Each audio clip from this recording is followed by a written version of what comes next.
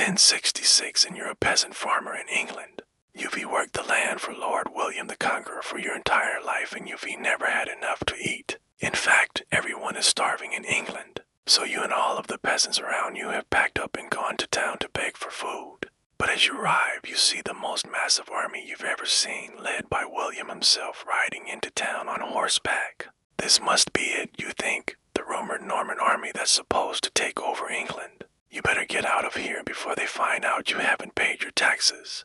With that, you run back to your village only to find it burnt to the ground and all of your livestock slaughtered. There's nothing left for you now, so you submit yourself to the conqueror and become a serf on his new estate. So what just happened? Why is England ruled by a French duke? And how does it go from this to this? Well, buckle up, Buttercup, because today we're going to explain the Norman Conquest. To understand how William the Conqueror took down an entire country, you have to first understand that England was in a weird spot in 1066. First of all, the king, Edward the Confessor, had no children. And while this isn't normally an issue, there were three men who all thought that they should be the one to inherit the throne. These men were William of Normandy, also known as William the Bastard, and he was indeed a bastard. Harold Godwinson, who was a powerful English earl, basically like a pseudo-king, and Harald Hardrada, who was the king of Norway. Now, each of these men believed that they were the rightful heir to the throne,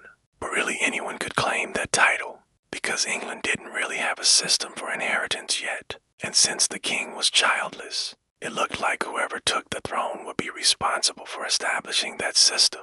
Now, historically, England used the principle of male preference primogeniture, which meant that the crown would pass from father to son and, in the absence of sons, to a daughter. However, in continental Europe, the practice of absolute primogeniture was more common, meaning that the crown would pass to the oldest child, regardless of gender. Both William and Harold had claims based on both of these systems. See, Harold was Edward's brother-in-law and therefore argued that he should be king based on male preference primogeniture, while William argued that because Edward had no legitimate children, the throne should go to him, the nearest living relative of the royal line, even though he was born out of wedlock. Harold was also in the mix because he was related to the previous king, Edward the Martyr, through his mother, making him the closest living relative if the legitimacy argument was thrown out. So, yeah, England's succession rules were a bit of a mess. Edward kept putting off naming a successor, probably because he didn't want to upset the balance of power in England between the nobility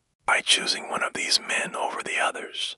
When he died in January of 1066, there was definitely some tension between the three claimants. The Witan, an assembly of English nobles, quickly chose Harold Godwinson as king, largely because he was in England and the other two were across the channel.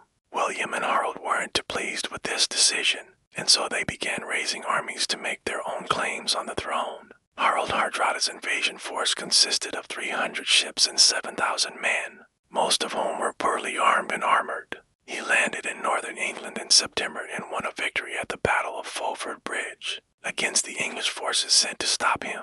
Meanwhile, William was preparing his own invasion force in Normandy, where he put together an army. About 80 men, all of whom were mounted cavalrymen equipped with the very best armor and weapons that 11th century Europe had to offer. In the end, Harold had to choose between fighting the Norwegian or Norman threat first. He chose the Norwegians, probably because he thought that his army would easily defeat them and that William's invasion would be more difficult to stop. But boy, was he wrong. When Harold met Harald at the Battle of Stamford Bridge in September of 1066, the English were completely caught off guard by the quality of William's army. They were defeated and Harold was killed, leaving William as the last man standing between England and the throne. Now, it seems pretty clear that at this point Harold should have been able to deal with William as infas. After all, William's army was only 8,000 strong and England had tens of thousands of soldiers available. But remember, William's army was made up of cavalrymen and England's army wasn't. Cavalry is extremely effective against infantry.